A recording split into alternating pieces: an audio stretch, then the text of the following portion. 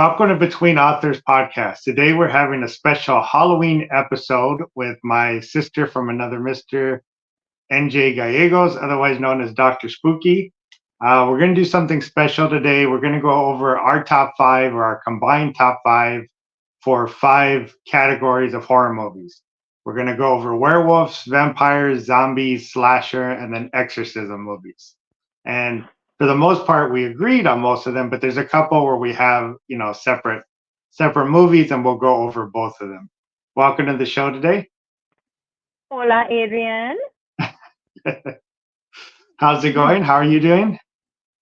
I'm good. I have one more day off before I go back to work, and I'm going to mow the yard. So very, very big moves on the horizon. So you don't have to do the Halloween ER then, right? You're off that day?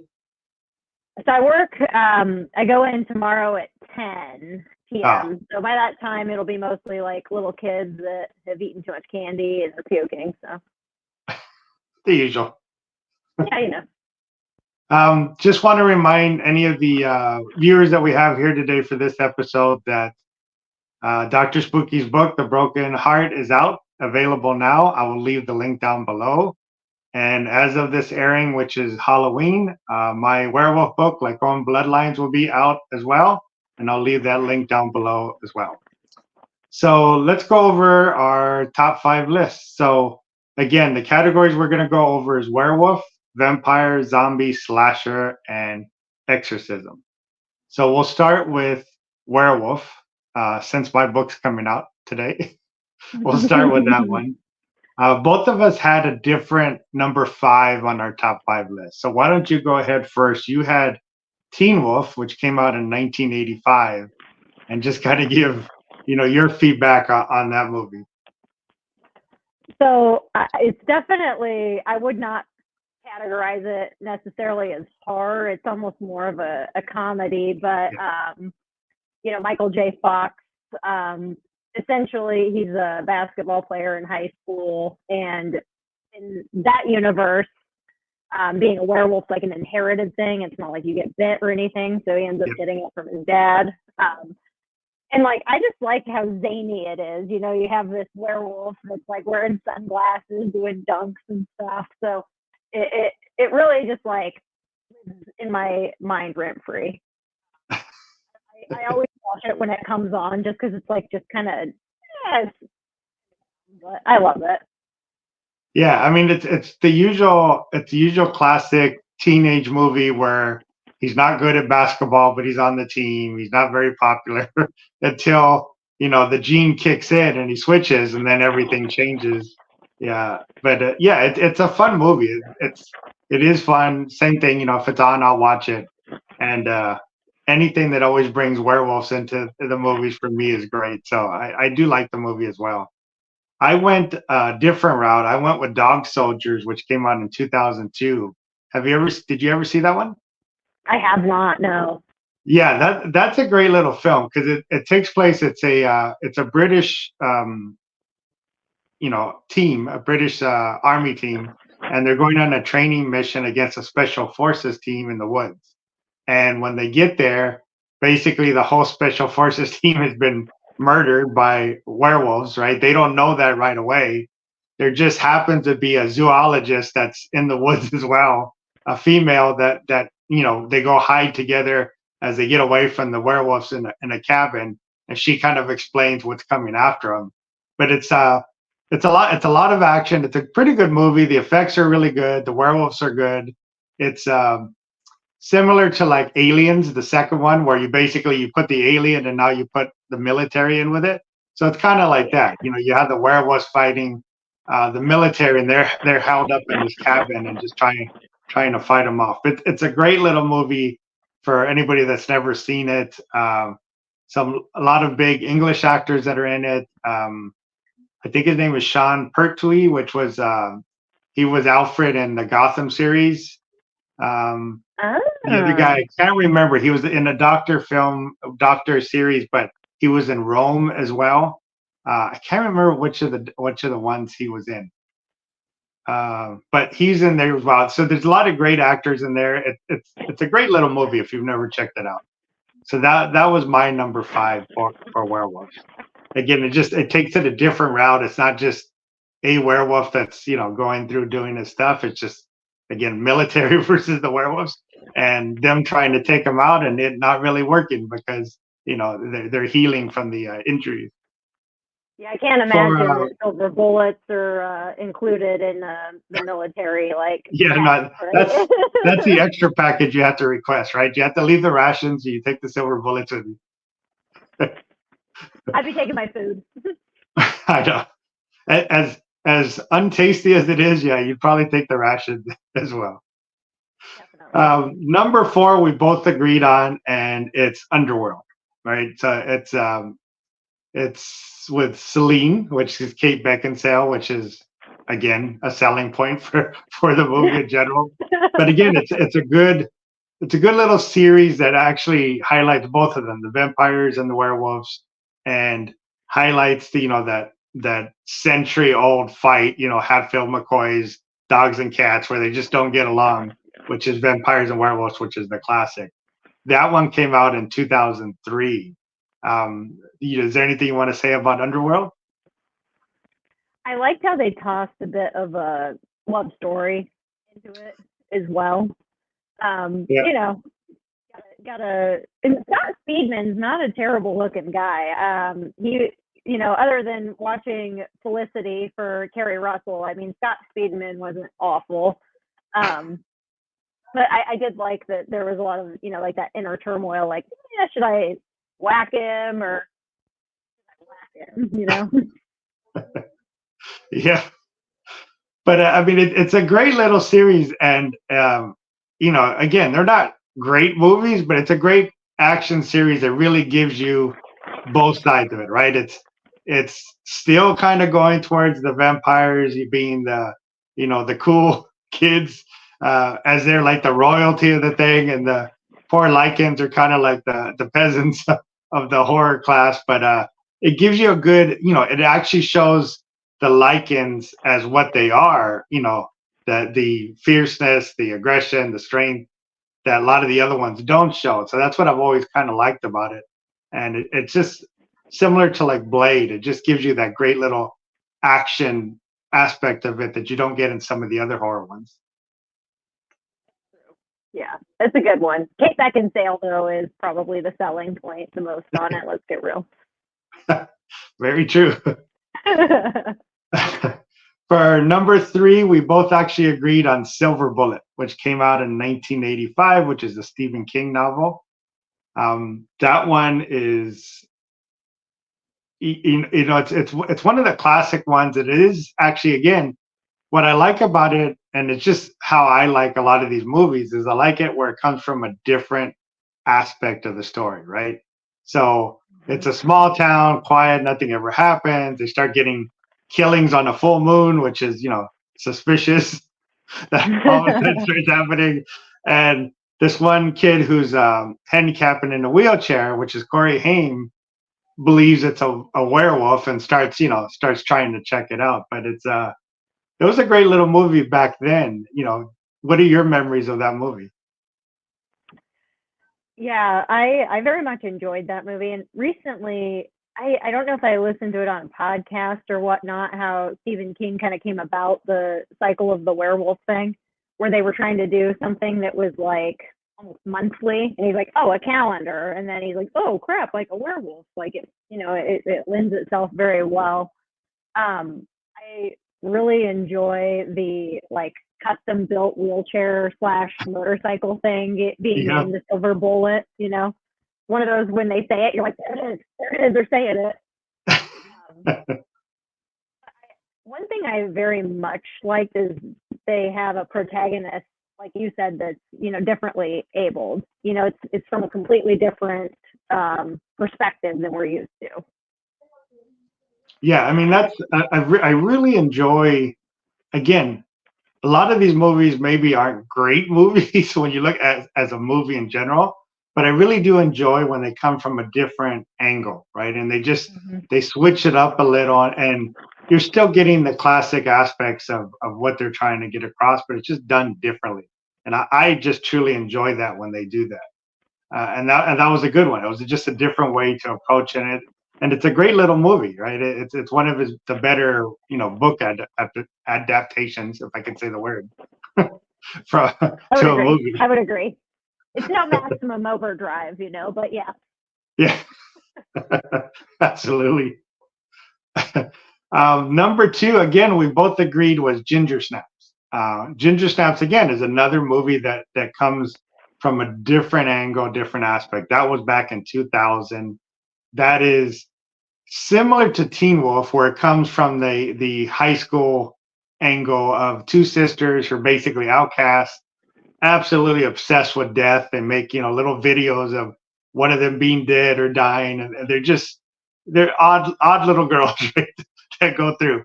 And it just happens that the one sister, the night of her first period, which happened to be in a full moon, she gets attacked and bitten by a werewolf, right? It happens. It's not as rare as you would think. And, very common, actually. Yeah. Those are the ones you have to worry about with blood, not sharks. Yes. And then from that point, she just starts changing, and the sister is trying everything to, cure her, right? And it's a great, when you do the selling point of it being kind of like a high school age movie with the two sisters and stuff, it doesn't really go that direction because it's probably one of the most violent and one of the goriest movies in terms of werewolf that there is. They go after it in this movie. It's just a great little film for, again, one of the classic old horrors with no budget, right? They had very little money and just did the most with what they had on that one. I thought it was great too. And it almost argued too, like, werewolfism. I don't know what you would call it. Whenever Ginger sleeps with the guy, that he starts also, acquiring some of these aspects. So it's like, is werewolfism also an STD? I don't know. It may be. Maybe that's the one thing maybe we've never learned. That's a new angle for a book right there, right? Yeah, the right. new STD. It's like It Follows, except you just get a tail and go insane on the full moon. Yeah, none of the Sillen family will help it either. So you got to go a different direction on that side. And I think we would be remiss if we didn't talk about when the two sisters are talking to like the guidance counselor, teacher, or whatever, and she's giving them the period talk, and it's just like the most awkward thing ever. I laugh every single time I watch it. Yeah, I mean, for anybody who's watching this and hasn't seen it, it's a great little movie. You should definitely check it out. It's one definitely to not miss for the werewolf, category. It's just a great movie. Catherine Isabel alone. Yeah, she's a scream queen for sure. A lot of our picks, we got to make sure we're not going that direction. We're just picking for some of the actresses. It just happens to work out that way. What happens when you get a straight guy and a lesbian together? That's what we start talking about. And then our number one movie for werewolf is American Werewolf in London, right? That's still, for me, is still the best of the group, right? It's so many different things that Landis had put into that movie. It's back all the way 1981. I was like 10 years old when they came out, and it's just, there's so many great aspects of it, right? So there's two college buddies that are touring through London or England, and they get attacked by a werewolf. The buddy gets killed, he gets mauled, he gets taken to the hospital. The townspeople kill the werewolf, and you see the werewolf turn back into human form. And they don't really mention it to anybody that there just happened to be a werewolf out here, and don't worry, we took him out. So nothing is ever shared in that aspect, right? And this poor guy goes to the hospital and he starts having visions of murders and killings and stuff like that. But again, it's, for being so far back, it really took a different angle in the werewolf, because the visions of his murdered friend, as he keeps showing up to him and kind of being his conscience, kind of, in a way. But the way they did it, where he's more and more decomposed every time he shows up, was just a great little toss in for the movie, right? And every time he kills somebody, they start showing up, and it's like, little cocktail party at wherever he's at of all these people he's murdered and killed. And it's just a great little film, right? And the transformation scene still today, I mean, it's not CGI, it's practical effects. It was from Rick Baker, again, back in 1981, but it's still probably one of the better transformation scenes there is, just in terms of the detail and the length of what they did with it. Well, because like you said, it's practical effects, so it still like holds up pretty well, honestly. Yeah, I mean, it was a great job that he did. I mean, for back then, that was amazing. But even now, when you have CGI and very little practical effects for the most part nowadays, it's still a great scene, right? It's a scene worth watching. If you've never seen the movie, I believe you can find the scene on probably YouTube or anything on that just to see the transformation scene. But it's again a movie you have to watch if you like the werewolf category. Just a great movie. And the soundtrack, Bad Moon Rising by Creedence Clearwater Revival. Like, come on, you have to. Absolutely. Yeah, it was that will always probably be my number one. I mean, I don't know if it's gonna have to be something that seriously just really comes out pretty darn hard to take over that number one spot, because that's just the overall, like you said, all the little things he tossed in with the visions and the nightmares and the Nazi werewolf soldiers that come in on the. It's just so many weird stuff that he tossed in there. It's just a great movie, right? It's something you shouldn't want to miss. Yeah. Oh man. So our top five. Let me just recount the top five. For number 5, you had Teen Wolf. I had Dog Soldiers. Number 4, we both agreed on Underworld. Celine. Number 3, we both agreed on Silver Bullet. Number 2, we both agreed on Ginger Snaps, and number 1, we both agreed on American Werewolf in London. Pretty solid little top 5 category. There's a couple movies that are like honorable mention.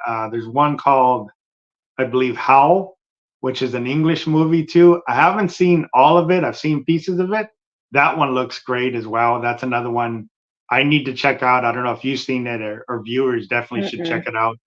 I see it in a lot of top 5, top 10s for Werewolf, but it looks like a great one. But I've never seen it. I can't give enough information on it about what it was about. So let's move over. So what was that? You're a werewolf expert, so that's going to be your job.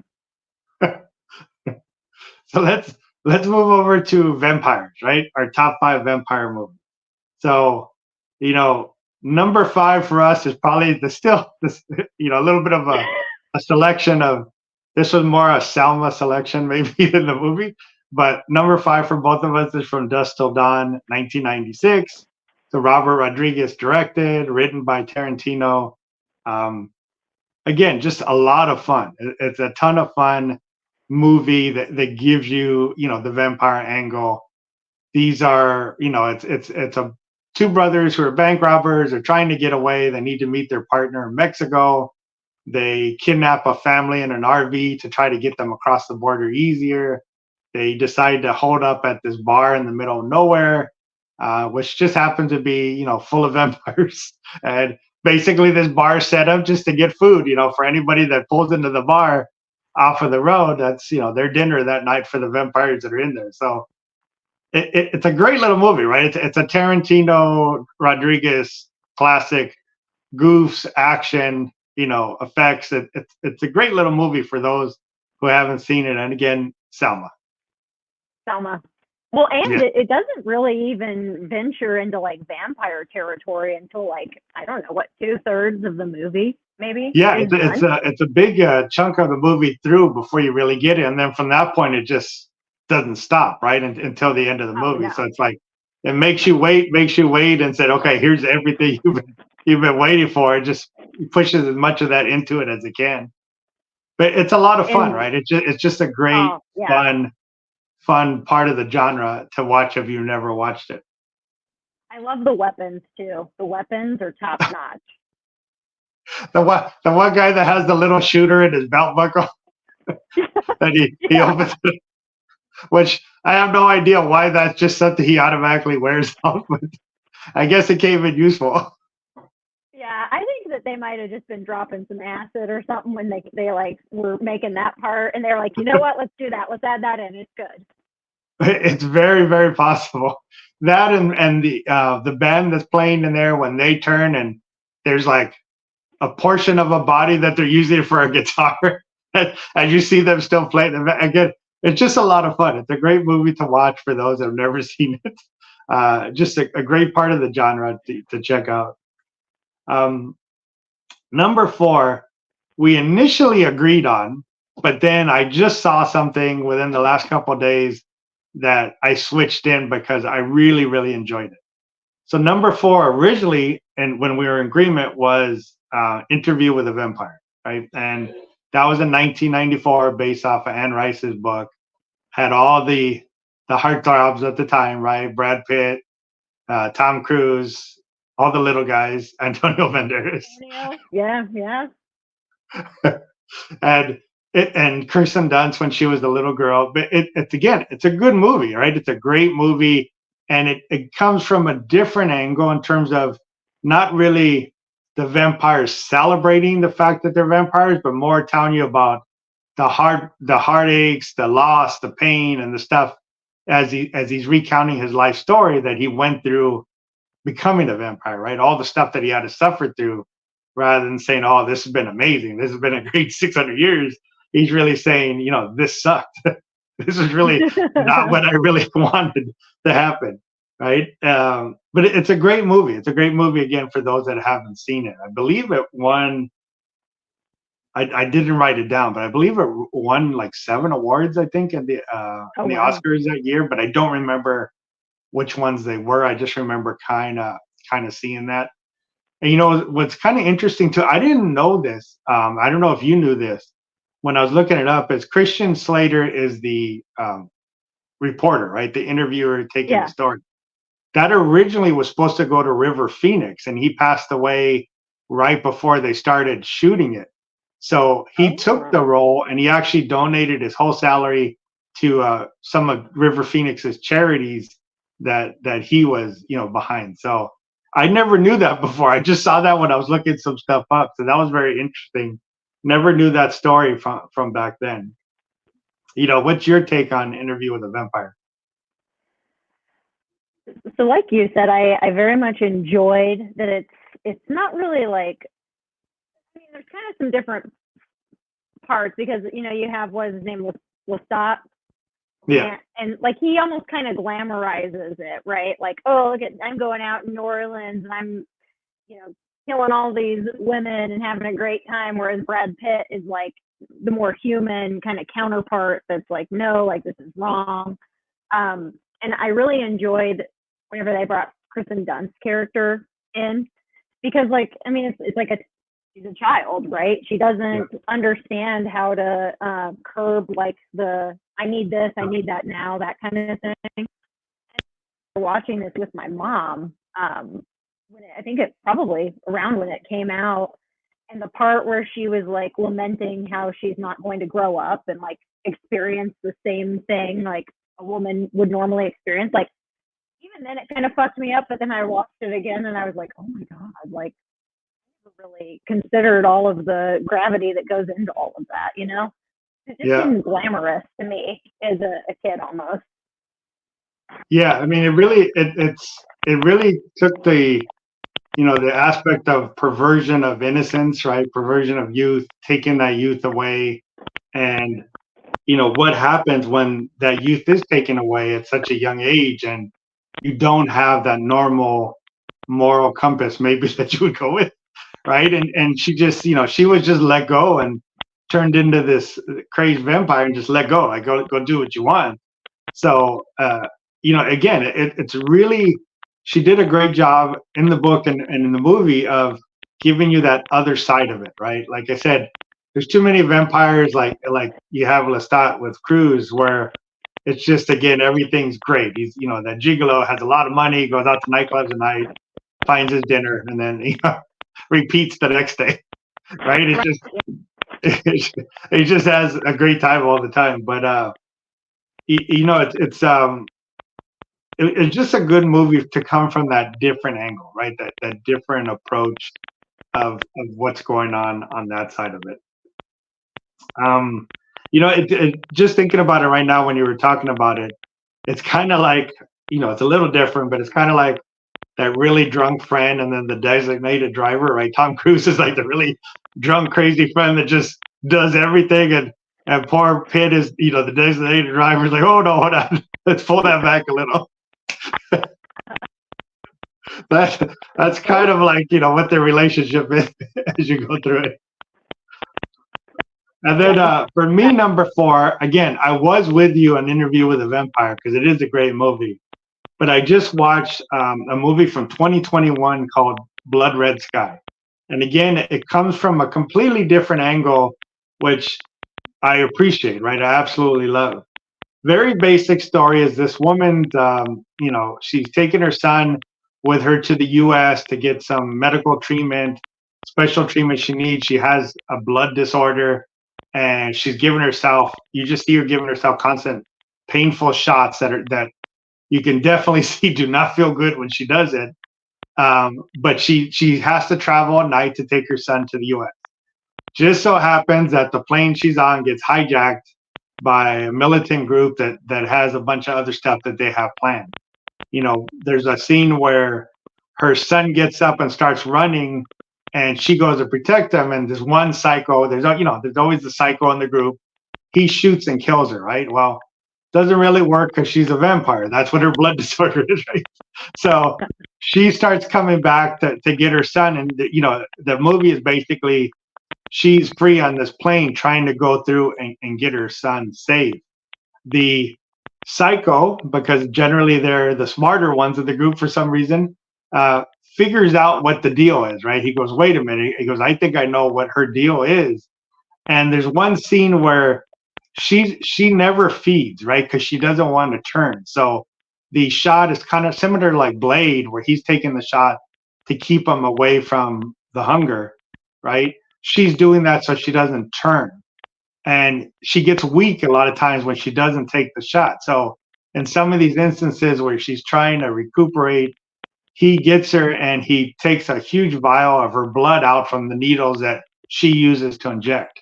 And you don't see what he does, he just saves it, right? So she has to start feeding on some of these guys. And what happens throughout the movie, as she keeps doing it, she loses more and more of her human characteristics, right? She starts really going to the other side.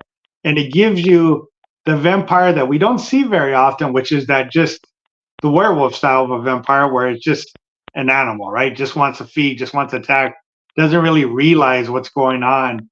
And you see that transformation in her as it goes forward. She keeps trying to fight it. She keeps pushing the son away because the son knows she has a problem, right? But he's never really seen any of it. So he's constantly trying to help her. And she keeps pushing away, knowing, you know, I may eat you because I'm getting a little hungrier as this thing goes on. And it's a great movie because she starts going after the guys. The psycho locks himself in there's a car in the underhull of the plane, and she's trying to get him, and he sits there laughing at her. He takes out the needle and injects himself with her vampire blood, right? So he winds up turning, and of course he's a crazy vampire. He's already psycho, and he just starts turning everybody in the plane. So then you got a point where you have an airplane full of vampires, a couple of survivors trying to hold on. It's a crazy little movie, right? It's a great little action movie, well acted for the people that are in it. I didn't recognize really any of them. I may have seen them before, but didn't really recognize any of the characters. But it's a great movie, right? It's just a lot of action. You know, it's like Samuel L. Jackson, Snakes on a Plane kind of thing, but vampires, right? What you know should have done like the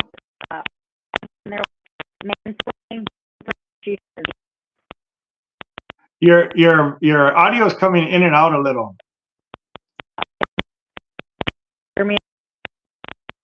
Yeah, it comes in, then it goes out for a second.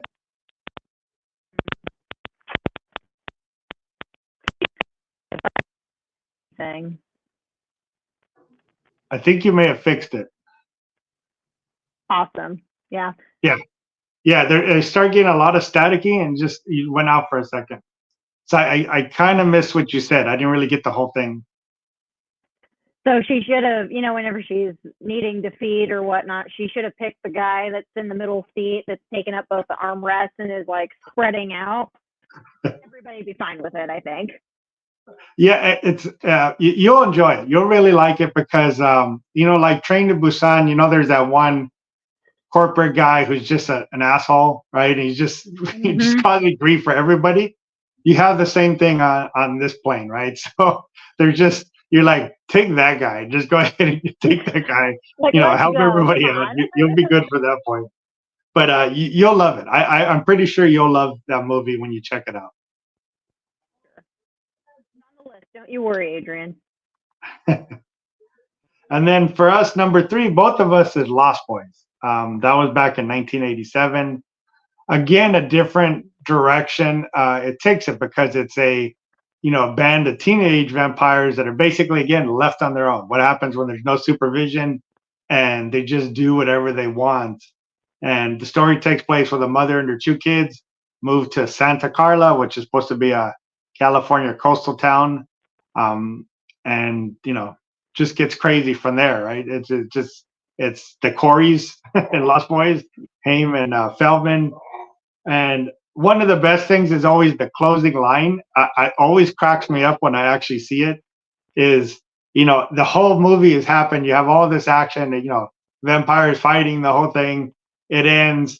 The grandfather comes home. He's been gone the whole movie. Basically, you haven't seen him. He comes home because he crashes his car into the thing, and they're like, "Are you okay?" And he's ignoring them. He goes to the refrigerator, grabs a beer, takes a drink, and he goes, the quote, so I don't miss it. It says, "The one thing about living in Santa Carla, I never could stomach all the damn vampires." So he never told his poor family that moved in, be careful of the vampires out there. And the whole movie is them finding out and suffering through all the stuff that was happening. Just like a throwaway line. Yeah. Is it just because the Coreys are in it that like I've equated that I wear my sunglasses at night song to the movie, or was it in a trailer or something? Or it might have been in the trailer because it's right around the same time, so it definitely might have been in there as well. I mean, they have the vampire sax player too that's in there in the band. I mean, it's a lot of fun. It's like From Dusk Till Dawn, just a lot of fun, a lot of different things that go on in the movie, and it's just a great little story, right? It's a lot of fun for the genre, and coming from that different angle again I appreciate that because it's just a different approach from what you see normally. And they also have the holy water gun, which from the Frog Brothers, which happen to be vampire hunters, right? Which again, they could have kind of explained that the town was full of vampires. I mean, nobody really helped this family move in and out and say, by the way, just stay home at night. They're like, they'll figure it out. It's fine. Which is crazy because if I remember right, there's a scene where there's like a carnival or fair again at night, and if everybody knows that there's vampires in this town, you probably would think that a night carnival was probably not the best idea, but I guess tourism is too much money. You don't want to put it out there. You don't want to stop people from coming in. Exactly. And then number 2, again, we had 2 different picks because unfortunately I haven't seen Afflicted yet. Right, I've seen pieces of it and I've heard about it. And it's like a found footage genre, right? But vampire, and that was in 2013. Why don't you give a little more about that one because I haven't seen it to know what to talk about. Yeah. So like you said, it is one of the found footage films, and essentially it's 2 friends that are like backpacking and traveling around the world. So one of them, Derek, he has this AVM, so it's like a big collection of blood vessels in the brain that could just like rupture at any time and kill him. And his friend, they start like vlogging their travels around the world. And then Derek, the one with the AVM, he ends up picking up this woman. You think he's gonna go get lucky, and his friends discover him just half dead. He's bleeding, and then they start noticing some things about him. Like he's trying to eat real food and he throws it up immediately. He goes outside and he starts getting burnt. So it's like almost like a medical aspect to becoming a vampire. And it's just kind of like his transformation into this creature that's just completely motivated by like bloodlust and things of that nature. And essentially you find out that the that bit him obviously is a vampire, and she thought she was doing him a favor by she can tell that people are near death or whatever, and she turned him because she thought that it was like a mercy almost. Turns out not. Thanks. Yeah. Thank you. It's like the vampire Dr. Kevorkian, right? Let me help move you over to the other side. Exactly. I like it though that it almost treats it as like medical disease, and then they kind of toss in like the supernatural elements, but I very much enjoyed that. Yeah, I mean, again, it's a different angle of a direction, right? And I also appreciate, maybe not as much as you do because you are a doctor, but I do appreciate when they do go those medical routes with some of the explanations, because some of those would make sense, right? Maybe the not being able to stomach the food, sensitivity to light, maybe not burning, but sensitivity. A lot of those things would have medical explanations, right? And it probably wouldn't really trigger, any suspicions right away for that reason, right? And to combine that with a found footage, I think is a great approach to do it. And some of the clips I've seen looks, they look amazing, but I just haven't been able to find it. I'm trying not to purchase all these different apps to try to watch some of these things. I'm like, come on, can I find some of these on the ones, I have plenty already. Let me try to find them on the ones I have. So I know, yeah. I know I haven't had a chance to watch it yet, but I definitely, that's on my list to watch and check out. For me, I went the other way, and I have Blade, which is 1998, the first one, which is a Marvel comic and probably one of the better ones at that time because they hadn't really done a good job doing that yet with a lot of the ones they did. But again, it goes in the same thing. It's a lot of fun, right? It's a lot of fun in terms of the storyline. He's half human, half vampire. He takes a serum to try to keep the hunger away because he doesn't want to feed. And basically, he assumes killed his mother and basically raped her, which is why he's half vampire. So he basically wants to kill them all, right? Anyone I can find, I'm gonna go kill, right? It has the nightclub scene where they rain down the blood on all the vampires as they're sitting there dancing. It's just a great scene, right? He takes advantage of the martial arts that he does know with the sword and stuff, and it's very well done for what it is, right? Again, is it an Oscar-winning movie? No, but it's a lot of fun in the genre. Really gives you both sides of just action alone, right? The comic book action, and then the aspects of vampires again that basically feel they are gods and do anything they want. In fact, it has that one line from it's that one line from Donald. I forget his last name. He has red hair.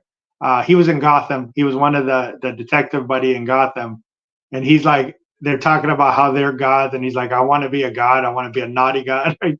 And that's the vampire side, right? That's always where they take it, is on that side of it. And like I said, it's just a lot of fun. It's a great little movie. I'll have to revisit that one because that's Wesley Snipes, right? And he's Yeah. Yeah.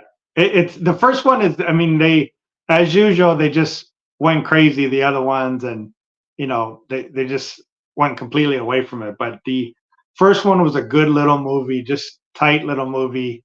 It was a lot of fun. It's just a lot of fun watching it. There's a lot of little one-liners they throw in from both sides. It's just a lot of fun to watch.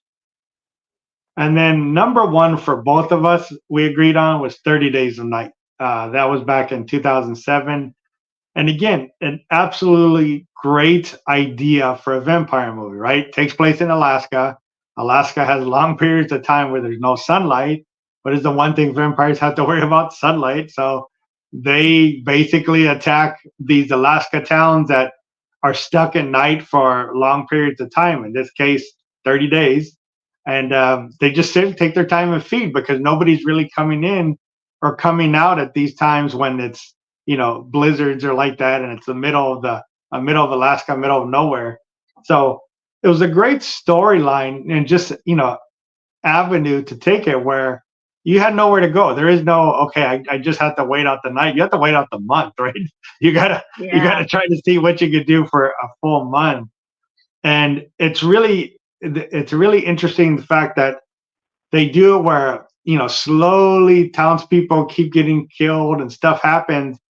And they don't really, for some reason, they don't really notice it until it's already a little too late. And basically, who's left got you kind of like shelter in to try to hold out for 30 days, right? But it's a great movie, right? It's a great movie with action and just storyline in terms of how they approached it.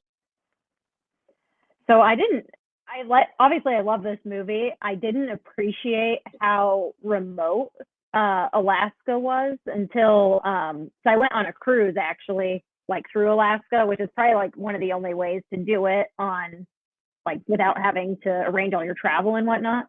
Yeah. But a lot of these places, like they're literally a little island. If you need help, you're getting either ferried away on like one of those seaplanes or a ship or something like that, and like you're going to be waiting for a while. Yeah. So the like desolation, I guess, and the how alone you really are. Like I was like, oh my god, like it's a different kind of gut punch there. Yeah, there's nobody coming, right? There's nobody coming helping. No one's helping you. And not even the sun. That's the major problem, right? But it's a great little story again because it took it from a different angle. I was reading one part where, part of the movie is everybody's rushing to get out of town because they say the airport shuts down for the 30 days. And somebody had made a comment of nothing in Alaska shuts down for 30 days. There's always at least one plane coming in or out, no matter how crazy a blizzard is or anything. So that part they kind of was their, their license that they kind of took with the story. But it was a great approach, right? Whoever thought of it, it was a great approach to come at it because you took the one saving grace you usually have is, just break out that window or put a hole in the wall or something to give you that's gone, right? That's not there. So what do you do in the meantime when this is basically families, right, that are maybe trappers or fishers or whatever, they're just out in the middle of nowhere. I think there's one sheriff in the town. That's it. There's one person that's part of the department, and it just happens to be the main character's ex-wife. So have to toss that in there too. Naturally. But again, for number one, I really feel that's clearly number one. It's just a great movie in that genre, and it takes the vampires again away from the horny gigolo side and really just to feed, right? They're just there to feed. They're not there to make out or seduce anybody. They're there to feed. And again, I appreciate that aspect when it takes it away from the more Hollywood side of the vampire and just goes back to the base version of it. Yeah, that's true. How do vampires make out, by the way? Do they put their fangs back in or what? I'm not sure. They do. Very, very cautiously, I think, is how they do it. Question on Twitter, I'll ask. And then for the next category, we doing zombies. And again, we have a couple of differences in our top five, but for the most part, we were the same. I did have an honorable mention that neither one of us would put in there, which was 28 Days Later, which was the Rage virus, right? So a little different. But again, it's a great little film. It's just a great approach on how they did it and how they moved through the storyline. And again, has a classic character that you're rooting for. Hope he makes it, and nope, he's not going to make it right at the end of the movie, right? So gives you that little pull the rug from under you when you're kind of hoping that one character does make it through. Well, and the other thing about that movie too is it's like, I mean, obviously the zombies are terrible, but I would argue that they're not even the like hugest villain of that entire film. You know, Yeah. And that's one of the things that messes me up about it, because it's just like, it's always freaking humans, man. We're literally the worst. Every time. The zombies, at least you know what they're coming for, right? It's a darn humans, you just don't know. You got to constantly watch your back for it. Exactly. But it's a great little movie. I originally thought about putting in my number five, but you and I went a certain direction for our number five, and that was on the comedy side of zombies, right? You went with Zombieland, which I love, and I went with Shaun of the Dead, right? And I think for me, they're both pretty even in terms of that comedy zombie genre. I love both of them. Zombieland was 2009. Has Bill Murray playing Bill Murray in there as in Zombieland, but it's just a great little story where sisters are trying to get to a park that they heard there's no zombies in there. It's already in the middle of the apocalypse. You have the one nerdy guy who has his 30 rules of survival that he tries to follow, and then you have the crazy gun-toting guy that goes with him, right? Which is Woody. Yeah. But it's a great little movie. I mean, what did you love the most about that one? So I like the way that they told the story, where like it would pop in, rule number 1, cardio, and it's like showing these examples. So it's almost kind of like spoofing itself a little bit. Yeah. It's an instructional video for you if you ever find yourself in the apocalypse. Yeah, that's why I run. I'm ready. I'm ready for the zombie apocalypse. I'm going. Second I see that shit happen in the ER, I'm out. But I liked that it stuck with the zombies are the problem. It didn't do The Walking Dead where the humans are the problem or anything like that. So they kind of had one common enemy, which binded them. And I thought that the humor was just absolutely top notch. Like when they're in the was it Escalator or whatever, and they're talking about Hannah Montana and just being ridiculous. Like it's just hearted, and it needs those moments of like levity, which I enjoy very much. It's funny. It's a great movie. I mean, again, I love that movie, but I loved Shaun of the Dead as well, right? Shaun of the Dead was a little earlier. It was 2004. It's a little more on the British humor side, which I do appreciate as well. So it's a little different in terms of comedy, but it's a very funny movie. Main character is kind of like loser kind of thing. His ex is God, and him and his buddy basically just play video games and drink. And he finally wants to turn his life around and get his ex back, right? So he decides to do this during the zombie apocalypse that's happening to start up. And he feels like if I can save my ex and save my friends, she's going to say, hey, I think he's worthy to take back. So it's just all the craziness that happens along the way. And it is a solid little zombie story in the back end of it, right? Just the little things that you see, because a lot of it happens behind the characters, right? So like the characters are doing something and there's zombie things happening behind them that you're kind of like, wait a minute, as they're just talking or arguing or whatever. It's a great little movie, right? They hold up in a pub.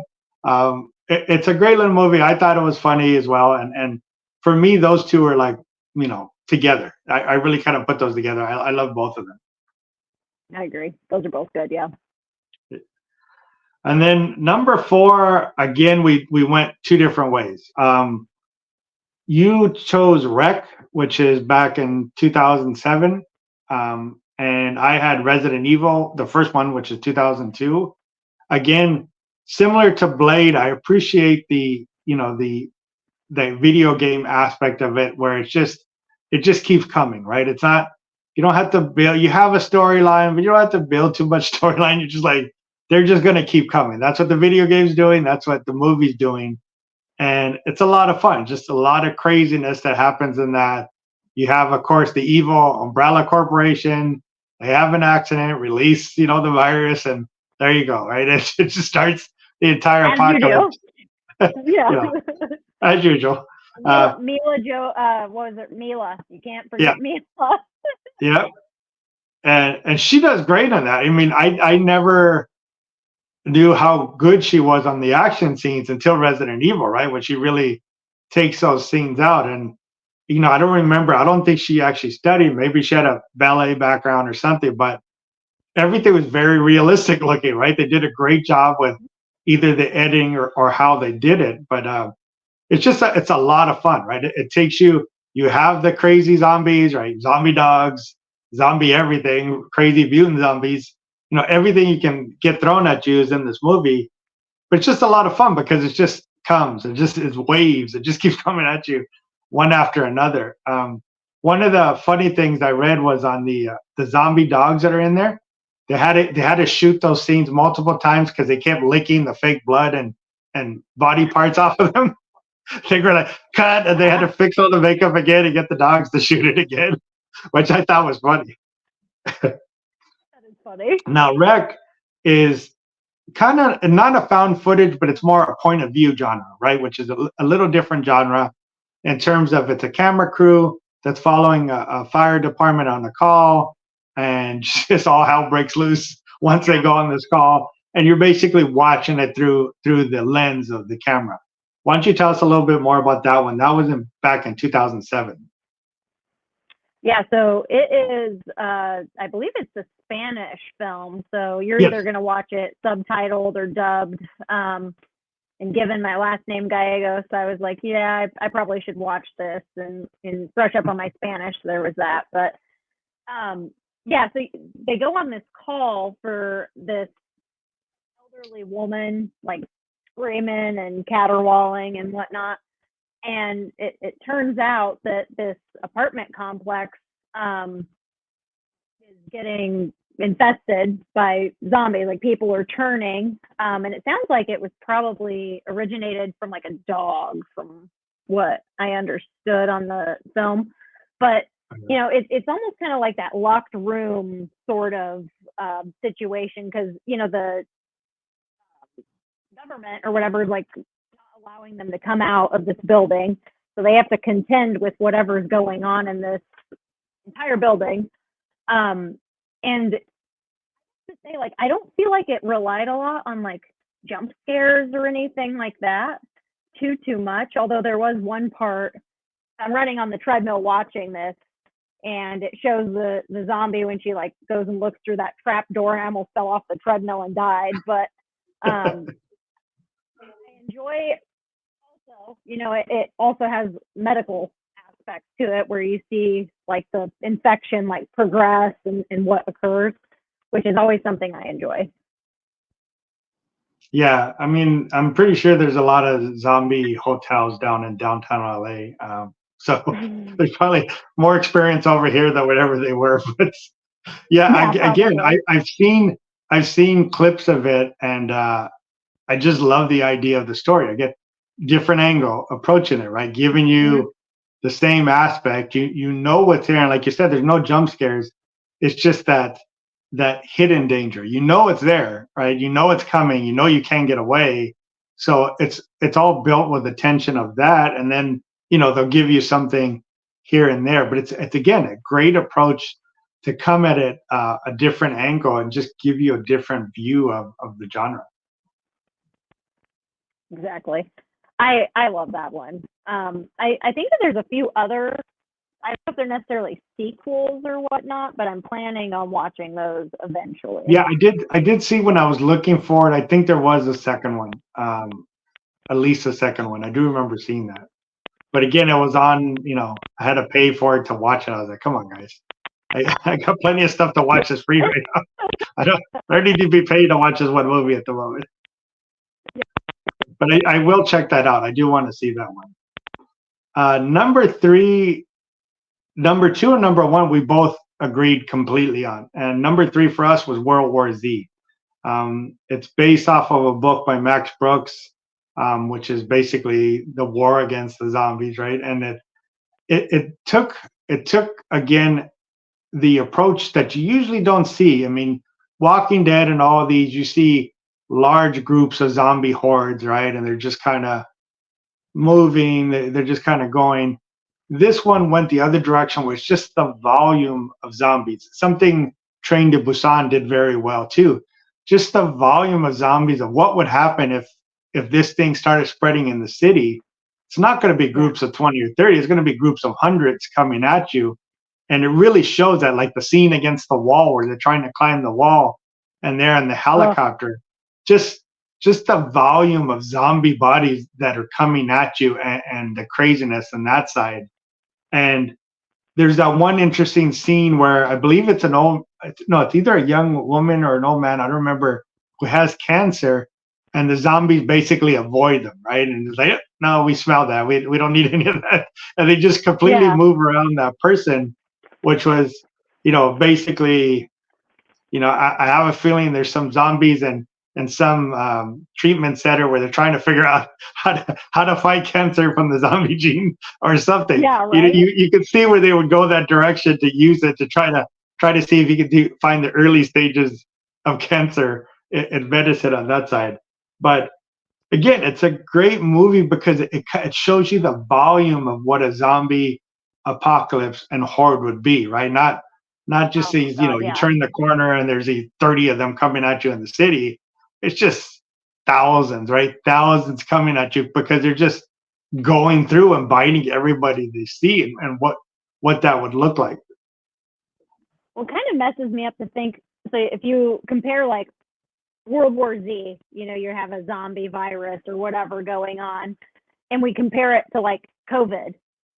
Look how quickly COVID spread. You know what I mean? And like these zombies, like it would be like a complete, cascade effect. It's like in that scene where I think, are they in Pittsburgh or Philadelphia, wherever the hell they are, where you can see something kind of happening in the distance, and then it just ripples, like everything just comes towards you, and it takes 2 minutes.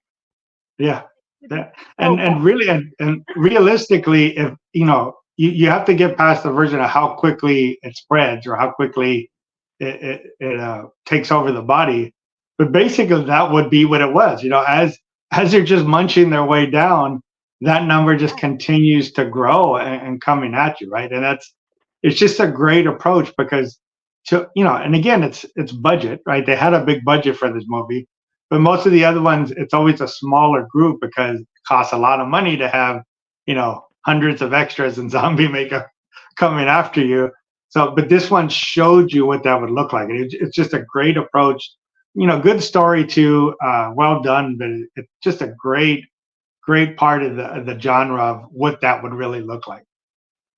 Yeah, I love it. It freaks me out. It's one that I think about like at night because it freaks me out that much. Yeah. Number two, you and I again agreed on. We went with Dawn of the Dead, the remake. That was in 1994. It was Snyder that did it. He did the movie, and basically it pretty much follows the original in terms of the storyline and idea, and it just changed at the end. They changed the ending of it. The original one, the survivors that are left get away in a helicopter, and it fades to black because you see the helicopter is running out of gas and they got nowhere to land and zombies are everywhere, and it's basically, it fades out that way where probably nobody makes it, right? In this newer one, Snyder does it a different way where they get away in a boat to try to find an island, and he tosses in if anybody actually saw it, because it's actually in the credits, right? It's not part of the end of the movie. It's in the credits. After like a couple of seconds of the credits, they kick it back on, and it's a found footage, right? They found a camera. One of the guys had a camera, was recording their trip on the boat. boat's running out of gas. They seem to make it to an island. It looks nice and quiet. They start walking on the island, and here comes a gigantic horde of zombies out of the tree line. You see the camera drop. There's shots. There's screaming, and again, basically, probably nobody made it. So it went the same direction, but it changed it a little different. And again, it's a good, solid little movie. Stands on its own, even if you never saw the original. And it starts from the beginning, right? Sarah Polly, which is the main character, I believe she's a nurse, and she's coming home after her night shift. I think she's coming home early in the morning, and to her husband, and the little neighbor girl who looks like she's maybe 6 is already a zombie, right? And she attacks and kills the husband. She's trying to figure out what the hell is going on, runs out of the house to get away from them, hops in the car, and then as she starts driving down, you see everything, right? You see all hell breaking loose on the street that she somehow missed driving home from work, but now it's just going down everywhere. But from that point, it really takes it on, and there's a bunch of them that get together, hold up in a mall. It was, from what I understand, it was originally written on the original one because malls were something new at that time, right? It was something new that wasn't really around much, and he kind of wrote that into the story, that you had all the luxuries inside this one place, right? Food, clothes, camping, everything you would need. But basically they're everywhere now. So it still followed that story of them holding up, locking it down to not let anybody in. And it's a great little movie. It really does stand up on its own very well. I would think that a mall probably would be one of the best places to weather it, because they have all of the, the pull down, like, securement things. It's America, so there's probably a bunch of guns somewhere. There's food. There's, that would probably be ideal. Except, you probably would be able to lock it down. Yeah, you do have all the food court, right? I don't know how much hot dog on a stick or Sabara you could eat, but every day. how many pizza slices you could do for the rest of your life? But it's worth trying. See. So Slurpees and slices of pizza is what you would live on in the zombie apocalypse in a mall. Gotta keep my carbs up, so I can kick some zombie ass. there you go. But again, it's a great movie. The original is also a good movie, but it's old, so it's very slow. There are not really many effects, but it's a good storyline from Romero. The original that did a lot of the great classics. But this one really does stand on its own. Snyder did a great job of moving that category up and kind of giving you the new version of the zombies back in '94 before a lot of these other ones started coming out. Solid flick. I'd like to revisit it soon. I said no, but soon I will. It's one of those ones, if I see it's on, I'll watch the rest of it too. Because again, it is a good little movie. It's a great little movie. And then both of us absolutely agree on Train to Busan, right? That was 2016. It always cracks me up because I mentioned it in our original interview, is our first interaction was you telling me to watch it, and I never did. I never got a chance to. I finally did, and absolutely agree. It's just a great movie. Love the way they took the aspect from World War Z into just that volume of the horde coming at you. And really the aspect is there is probably nowhere safe, right? I mean, you're taking this train trying to move through city, and each city is kind of just taken out of the equation as you get closer and closer. Even though you're on this bullet train, it's moving faster than the darn train is, and you just can't seem to find a space that's free to get off, right? I absolutely love the scene with the zombies hanging onto the helicopter, and then they fall off and they bounce off the ground and get up and then just start attacking it. I thought that was amazing, right? That was a great scene that nobody had ever done before, but it makes absolute sense, right? They probably broke every bone in their body, but they don't feel anything. As long as it works and they can drag it, they're going to get up and go after you. But it's just a great visual scene that's kind of happening in the background. You're watching this skateboarder kind of do some stuff, and you just see these zombies dropping from the helicopter. It's like a throwaway scene that's just a great scene, right? It's a great thing to show for that movie to really give you an idea of what's going on there. And then I don't know if you watch a lot of Asian movies in general, but basically they never have happy endings, right? Every Asian movie I've seen, there is no happy ending. Everyone dies, everybody's sad, everybody's heartbroken at the end. And this one's no exception, right? They still take it that direction, but it had some very, very clean, stereotypical characters, but well done, right? You had the complete asshole corporate guy in there that you just were like, why doesn't everybody just throw this guy to the zombies from the beginning? You're like, what is wrong with you people? Toss him in there. You have the hero who you think is the hero that you really want to make it, that no, it's not going to make it because we don't want you happy in this movie, right? You have all the way to the end where you think you're going to get it away, and again, they just take it away from you and say, nope, no, sorry, no happiness in this movie for you guys. But it's just the movement of it, the pace of it, the way it moves you through each scene and just stuff that's happening. It's just very, very well done. And I just don't see any movie beating that. It's just going to really have to be something incredible to take over that #1 spot, I think, for them. Well, they did great visual effects too, like the makeup and stuff was like very quality. I mean, I don't know how much of it was CGI and how much wasn't, but like to me, it looked pretty believable. Yeah, it's just very well done. I mean, across the board, the way it's the way the cinematography, the way it's shot, like I said, the volume of zombies coming at you, how they would approach, what you would probably have to do. It's just very well done. Everything is thought of very clearly of what would happen, right? It's just a well done movie. Whether you think the movie is a great movie or not, it's very well done for what they're showing you. Everything is where it should be. It's done the way it should be, and it's really giving you that feel and emotion of what's happening at the time. Yeah, I think that there might actually be some sort of, I don't know if it's necessarily a sequel or something. I'll have to get back to that, but there's other Korean. There was another one called, I think, Alive, which was also a Korean zombie movie. And I really want to watch that because of how good Train to Busan was. I don't know, because I mean, a lot of Korean horror and stuff are great movies as well. They do a real good job with the genre. So I keep seeing that. I was like, I really need to watch this because this might be something I'm missing as well. I think it's called Alive. I'll have to look it up and possibly send it to you, so you know which one I'm talking about. But yeah, it's just it's really, really, really well done. I really did appreciate everything they did in that movie and how they approached every part of it.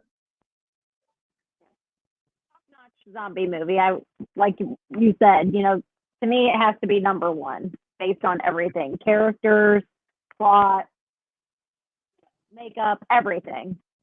The one thing I thought was interesting too, which was again a little more in the medical side, is you always have the two different zombies, and some people like the classic, which are kind of like just plotting and moving. Some people don't like the ones that run and stuff. But I've always thought about this, and if you take the medical part of it into the equation, you would think that the newer turn ones would still have full flexibility, strength, speed, whatever they would normally have, because it hasn't fully decomposed yet, right? So you would think that a newly turned one would have that speed side of it. And as they slowly decomposed, they went to the dragging, plotting zombies that are coming after you. But I like the fact that they showed that they couldn't really see in the dark, right? And you really take that for granted that they're essentially dead. So the eyes are dead. Everything's dead. So whatever they see is probably on a very limited, physical basis in terms of whatever the signal the brain's giving it. But you would probably lose those extra little parts of the senses of smell, of hearing, of eyesight as the parts just slowly started rotting away. You would lose that. So I like that aspect too, that they showed you that they couldn't see in the dark, right? They weren't still like you and being able to check everything in the shadows and stuff. I did appreciate that. And that's, again, they did a real good job of throwing all those little things and thought of all those little things that really separated them from everybody else. That's true. So zombies are like the T-Rex in Jurassic Park. Just don't move. It might work. He's always so angry because he can never scratch. You know, he's always got this itch, and he just the little heads. He can't go anywhere. They just go like this. Next one we did is slasher. Right, we did the top 5 slasher films. I have an honorable mention that I put in here because I didn't put in one of my top 5, which is Nightmare on Elm Street. Right, again, it was a different approach. It's the dream world approach where you normally, most movies, you control your dreams, right? You can do whatever you want in your dreams. He takes that away from that, right? You're not safe in your sleep, and the whole movie you're trying to stay awake. You can't. Eventually, you have to go to sleep. You're just physically not going to be able to do it, and he gets you, right? There's nowhere to hide. It's not like you can hide in a building or basement or anything. You eventually have to go to sleep. So it's a great approach of a character where you basically have nowhere to go. At some point, you're going to have to face them because sleep's inevitable. True, yeah. So for me, that's an honorable mention. It's not in our top 5, but I think it definitely should be mentioned for that reason. It's a different aspect of the slasher. For number 5, we both went different way as well. You went Malignant, which is 2021, and I went Child's Play, 1988. I went Child's Play again because it went that different direction, right? You have a lot of old horror movies. I don't know if you ever saw the Trilogy of Terror in the 70s. Not well done, but there's one, it's like a series of short stories. One of them is Karen Black's attacked by these little dolls that she has, and they're just running around the house with knives and coming after her. But, you know, there's that, it's like clowns. There's a lot of people that have that inherent fear of dolls, right? With the Victorian dolls or any doll, you know, you turn them around at night or you put something over them. But this was a child's toy, again, where it's put in the place of innocence of a child, and it's deadly, right? It's possessed by the spirit of a serial killer, and just you have all these different avenues you go. So I put it on there because I appreciate that different angle coming at it, and again, bring you a slasher from a different direction. Movie. Chucky freaks me out too. Yeah. I think it's the overalls. You know what? I didn't have overalls on.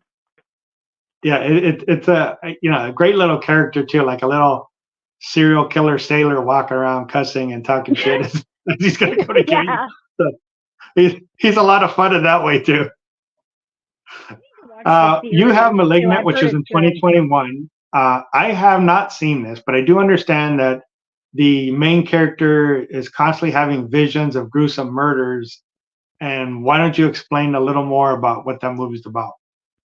Yeah, so Malignant was directed by James Wan, who did the first like Saw movie, the Annabelle, all that. But it's this character, she I think she's actually a nurse, but she has, you know, an abusive shithead husband. He ends up like assaulting her, and she hits her head pretty hard.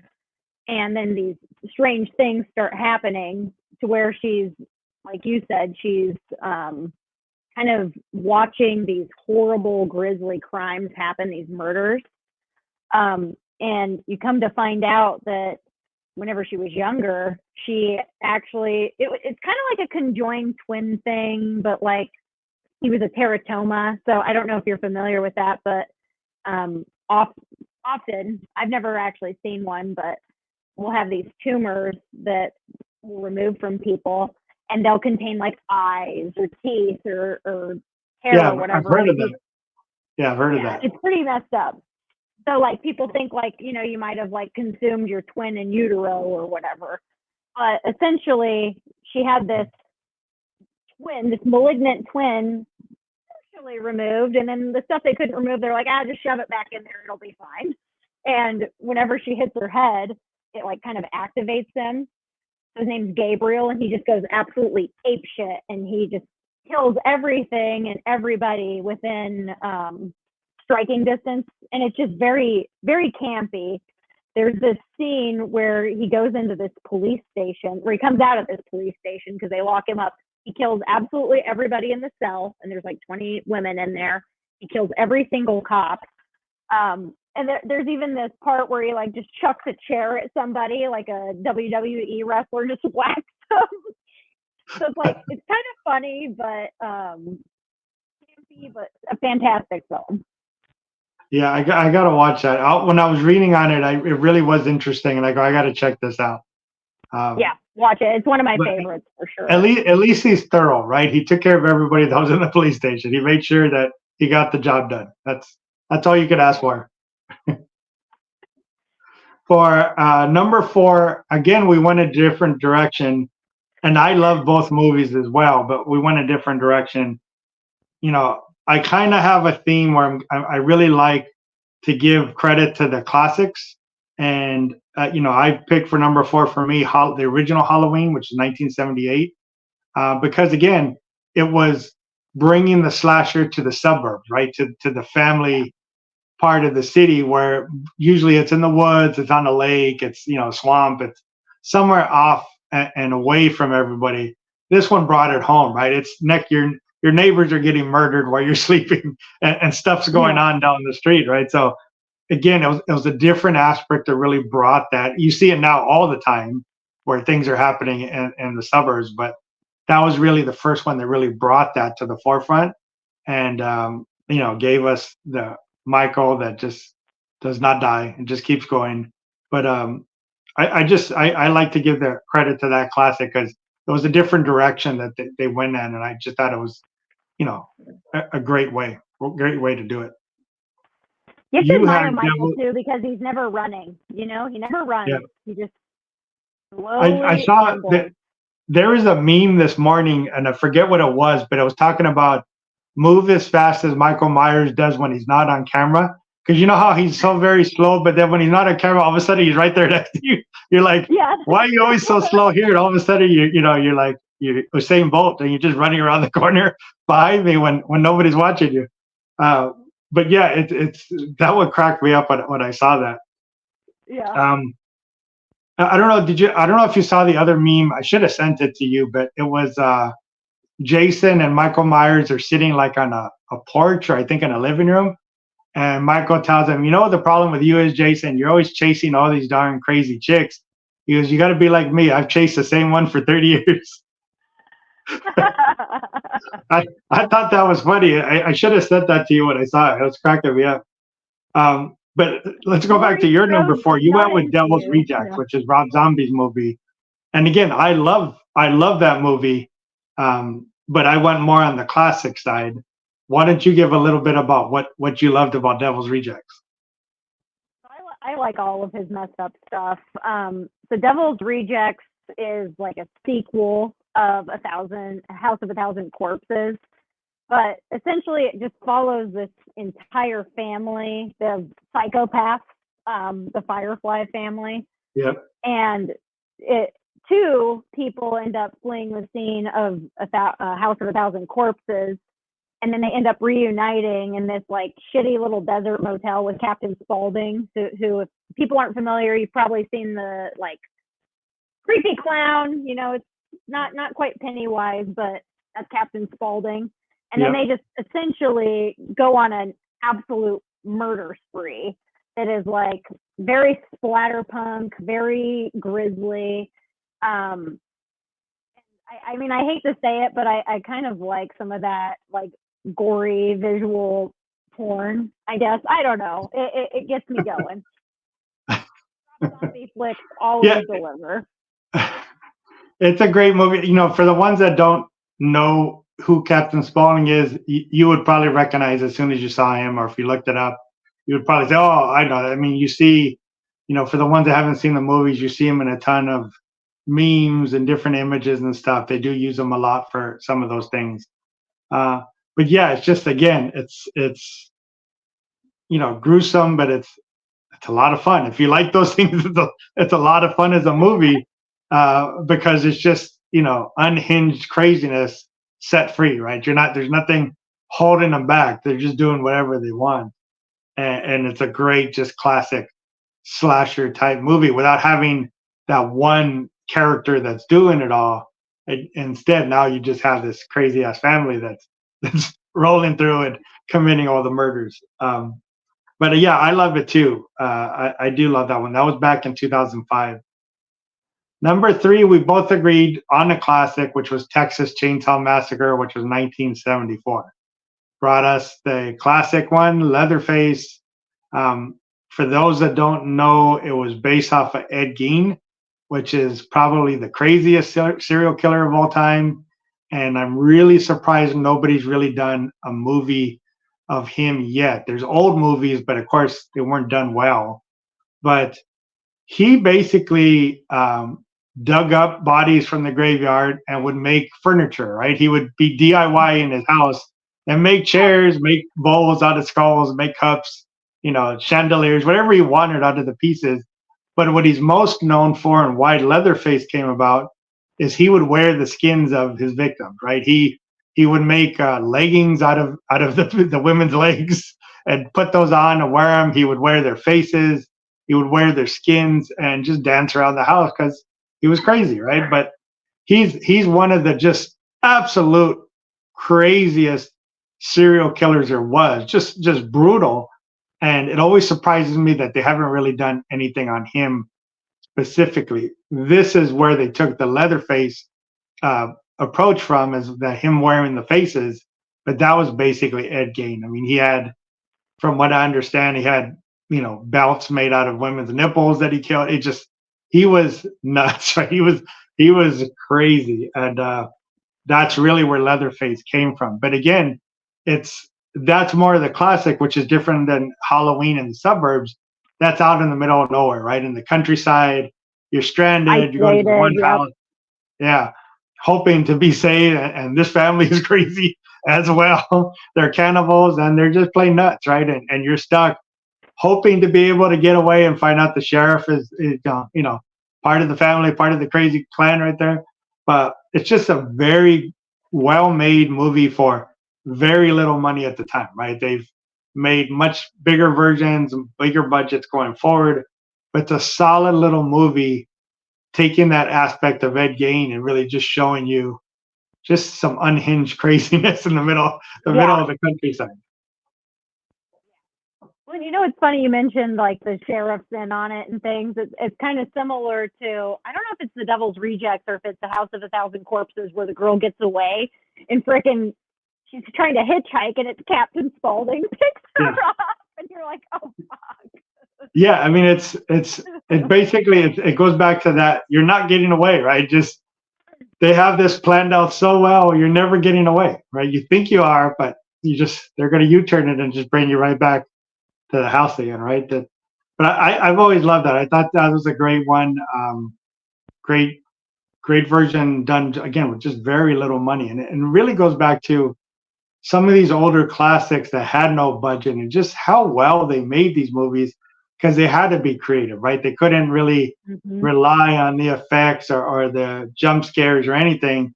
They're like, what do we do to make this point across with the $250 we have in our pocket? And they're just great little movies for that reason, right? Yeah, they could be done better, and some of them have been, as they're redone later. But it's just they're great jobs for what they had at the time to work with. And that goes to number two, which we both agree on, as Hellraiser, right? Clive Barker, love Clive Barker, love Hellraiser. Pinhead and the Cenobites. Pinhead, again, is one of the great horror characters that you're always going to see. The famous quote, "We have such sights to show you," is a great quote because shit's going to hit the fan as soon as they come out. But it's just great series, right? And from what I understand, the girl in there is one of the only ones from the main characters that, I guess, outside of Halloween, that survives, that actually makes it through all the things. She never really gets taken out, apparently. That's what I read. But and I've seen almost all the Hellraisers I think there are. I may be missing one or two, but the one she's in, apparently she always survives. Similar again to Halloween. But yeah, I think she was in the first one, obviously, right? Christy Cotton, and then I believe she was in the second one as well. But then they kind of like departed quite a bit from the the storyline. yeah, there was one I remember in space or something, Hellraiser in space or something like that on a spaceship. But again, it's a great story, right? It's just it was craziness in that first one. You know, you had the lady's brother-in-law who's coming back from hell, and you know, she has to keep giving him sacrifices so his body can reform, and it's just all of this craziness that she's making out with this guy that has no skin and he's just covered in blood and muscle and tendons and stuff. It's just the oddest movie, but they did such a great job with again with money they had, right? They really show you, and Barker directed the first one himself, so he really kept his vision of, you know, some of his crazy ideas in there and really got them across in the movie. The I think your audio is going out again. Damn it! It starts popping a little, then it goes out.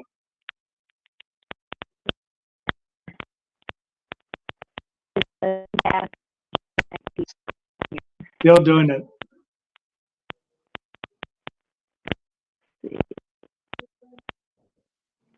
Is this a little bit better? Yeah, you're back now. It's back now. Yeah, shit. Now I can hear you. Un momento. How's that? Yeah, you're good now. Okay, cool. Yeah, did you happen to see the remake of it? I haven't yet. That's what I'm saying. There's a couple I haven't seen, maybe one or two, and I haven't seen that. Was it good? Yeah, I liked it quite a bit. So, Jamie Clayton is the new Pinhead, and she's actually she's trans. And the way that she kills this, I mean, she just nails it. Like, she's very like ethereal and kind of creepy and things. But the story was good. And I hate to say it, but most of the time I end up rooting for the Cenobites. I don't know if that says something about me, but it is what it is. It's something sometimes about the characters too. You're like, it's okay. You get rid of that one. Yeah, exactly. Had to arrange the blinds there. Sorry. Yeah, no worries. Yeah, I haven't seen that one. I haven't seen either. I love Evil Dead. I love that whole series. Haven't seen Evil Dead Rise yet. I need to get on that one. I heard that one's great, so I definitely need to watch that one. But yeah, Hellraiser. I've always I love that whole idea and the whole storyline of it.